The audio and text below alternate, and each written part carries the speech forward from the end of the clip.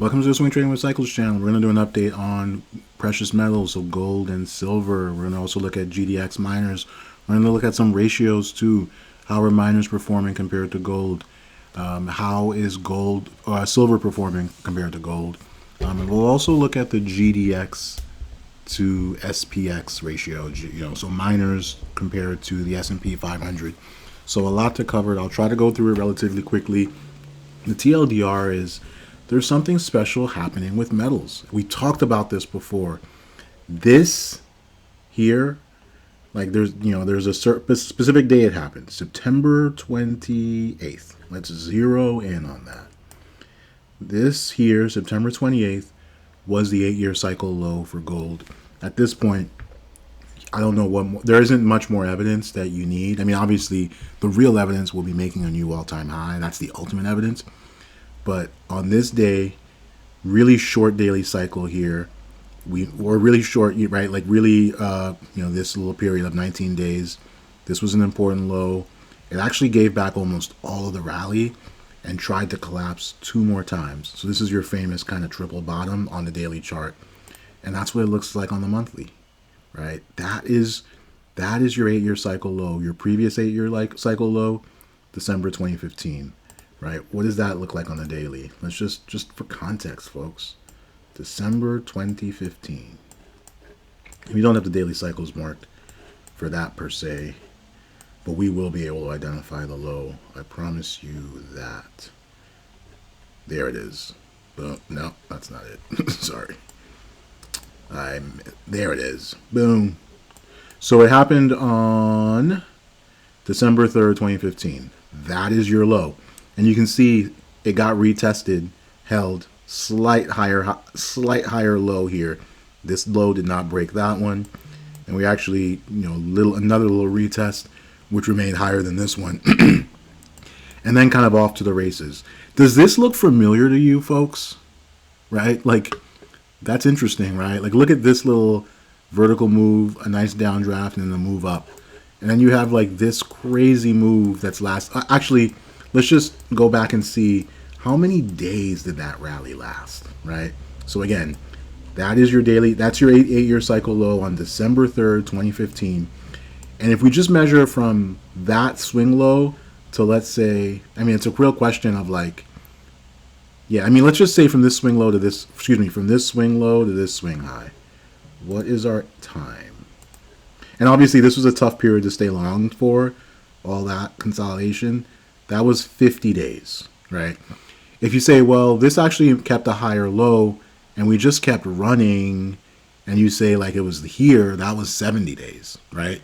Like it depends on where you say, like you could, if you wanted to really be like as broad as possible, that's your rally actually. 107 days. That's your rally, folks. Look at that thing. That's your low, your 8-year cycle low. Again, December 3rd, 2015. And then we rally and get our ultimate swing high on May 2016. Now, again, you had this period of choppiness, and then you had this period of choppiness. That was kind of unpleasant, obviously. But thinking about the bigger picture, that is a really long rally before this kind of decline. Like this is a legit decline. Let's see, what percentage is that? So from here to here, that's a nice little 7% decline after a 24% increase. Like that makes sense. All that to say, when we think about where we are now in this, we've had this like really long rally, and at some point it's going to pull back the same way you saw that happen in that previous time period. So we've been rallying for 58 days. Well, 58 is the high so far. Today is day 59. Looks like we're going to make another new high. That other one, again, rallied for 106 trading days. Wouldn't be surprising if you saw a period of chop, right? Like something like that, where it didn't really go much, but it also didn't make a significant new low. And when we look at the silver chart, you'll kind of see that kind of looks familiar, right? Like, oh, wait, is silver kind of previewing that? And if we think about the weekly cycle, it's week 17. So again, multiple time frame analysis. This is your 8-year cycle low here, right? That's the start of our new weekly cycle, which is the start of a new daily cycle, which is most excitingly the start of a new 8-year cycle, which we would expect is going to take us to all-time highs, right? Like we're on a path to first test this pivot here, right? Like that's an important swing high. Let me just make that red, right? So that pivot, which is, wait a second, right around the 2000 level, right? Like that may be what we're sort of screaming towards before we get our weekly cycle decline. And then ultimately a test of, well, that wasn't even an all-time high. That was like a slight lower high, like by $5. But that could be where we're headed before we get the inevitable weekly cycle pullback. Because at week 17, this is obviously pretty stretched. But context, the COVID rally was 20 weeks for gold. So we could still easily rally for 3 more weeks, and it wouldn't even be the longest rally we've had for gold, at least. And again, look at the monthly chart. My God, look at this reverse symmetry move. And also keep in mind, this was 1, 2, 3, 4, 5, 6, 7 red months in a row. We've taken out 7 red months in a row of declines in just about 3 months. That's incredibly important. That's a change in character, right? Like you have these small red candles and then boom. That's important to understand. I say when we get this eventual pullback, it's something to be excited about. It's your chance to load up if you didn't get in on the rally. It's your chance to add if you already did. And for us to really see what is this thing made of, right? Like, is it going to be able to hold a higher low, as I suspect that it will, right? And so that's gold. What does that tell us about silver and miners? Let's look at silver next. So silver on the daily chart, these things are all in slightly different counts. But like as I was talking about that period of chop, silver could be giving us a little preview as to what gold might do in a little bit, right? Like where it won't decline. Like maybe it doesn't decline by much because you just don't get enough selling pressure to give you that kind of decline. But it also doesn't advance because it's kind of run out of steam. So you get this little equilibrium, which seems to be what's happened to silver.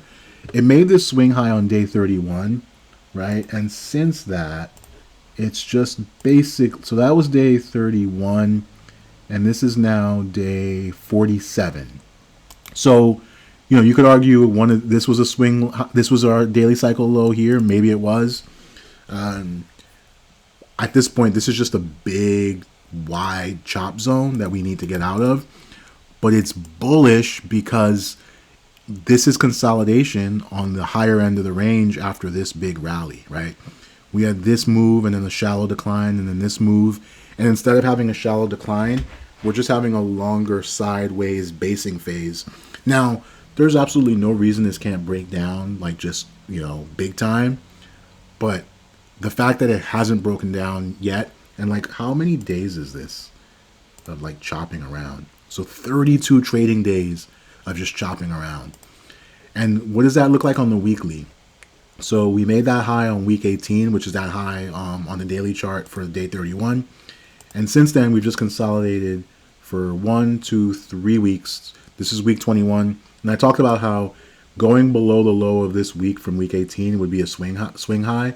So that's below that's below $23.12. So we crossed below that this week, and then you can see clearly we've bounced pretty aggressively on account of this lower wick. And we may even go green for the week. So this week opened at 23.90. So if we can get back above 23.90, this will actually go green for the week. So this will go from red to green. Again, another way of saying it is it's going to be a false breakdown. And this probably gives you fuel to break out of this range. It is late in the weekly cycle. It's week 21. The most bullish weekly cycle advance silver has had in the last 3 years was a 20-week rally. So if we were to get a new high this week or next week, right? Next week it would be a week high on week 22. That would be a new sort of record for the last few years, which is obviously not impossible. Just important to know about. No matter how you slice it, we're getting later in the cycle, and so it's time to start being so if we do get that quick burst up, I would just be ready to potentially take profits or at least take measures to protect those profits. And if you look at the monthly chart, similar to gold in this like nice little reverse symmetry move, except we actually went red this month. So that's that point around gold was outperforming silver pretty massively. We're now starting to, again, trying to go from red to green here. The month opened at 23.95. So same kind of idea as the weekly. If we can get above that level, all of a sudden the month goes from red to green, very bullish. And so we will now switch over to the miners, GDX. So the miners had made a top, had made what looked like they were going to make a swing high on week 15, and so far we've actually now made a new high on week 17. So the miners are actually outperforming silver as well, which is bullish. And for the miners, the longest weekly cycle advance was 21 weeks. That was coming out of COVID. So just like from a historical perspective, could still run for quite a bit. If we think about the daily cycle, new high on day 24, so it is getting later. But again, as we just talked about, things can run for a lot longer than we expect. I mean, look at this string of green candles. Clearly, money is pouring into the precious metal space. I mean, if you could look at a chart, you could look at the monthly chart. Again, nice reverse symmetry move. Gold has obviously been the strongest, just 3 really green, big monthly candles, whereas silver and miners have had a little red interspersed, but they're still kind of doing the same thing, right? These are just little pullbacks, higher lows. So let's look at the ratio charts. Let's first look at GDX versus GLD. So this was the first thing that was giving a little bit of a warning signal because we do want to see the miners outperforming gold. We did top out on week 15, but look at what we were doing. We're trying to make a new high here on week 17, like the miners absolute chart did. That's super important.